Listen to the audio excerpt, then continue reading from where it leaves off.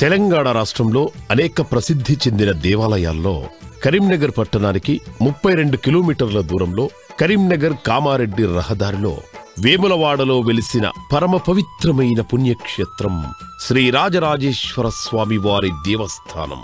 ఈ ఆలయం అతి పురాతన చరిత్ర కలిగిన మహామహిమాన్వితమైనదిగా చెప్పబడుతున్నది. ఈ పురాతన గ్రామం పశ్చిమ చాళుక్యుల కాలము నుండి ఉన్నదని ఇక్కడ లభించిన పురాతత్వ పరిశోధకులు సేకరించిన ఆధారాలను బట్టి తెలుస్తోంది. పశ్చిమ చాళుక్యులు నిర్మించిన రాజరాజేశ్వర స్వామి దేవాలయంలోని ప్రముఖ శైవ క్షేత్రాలలో తలమానికంగా భావిస్తారు. ఈ ఆలయం దక్షిణ కాశీ దివ్యక్షేత్రంగా ప్రసిద్ధి చెందింది. చారిత్రక ప్రసిద్ధి కలిగిన ఈ దేవాలయానికి సుదూర ప్రాంతాల నుండి యాత్రికులు వస్తూ ఉంటారు. ఈ ప్రాంతాన్ని పాలించిన మొదటి నరసింహుడుకు రాజాదిత్య అనే బిరుదు ఉండేది.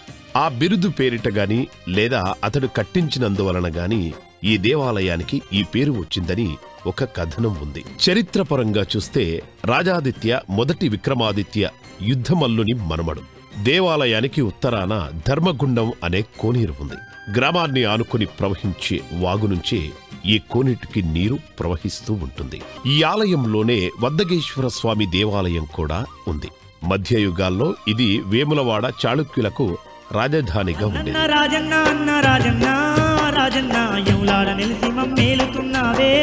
రాజన్న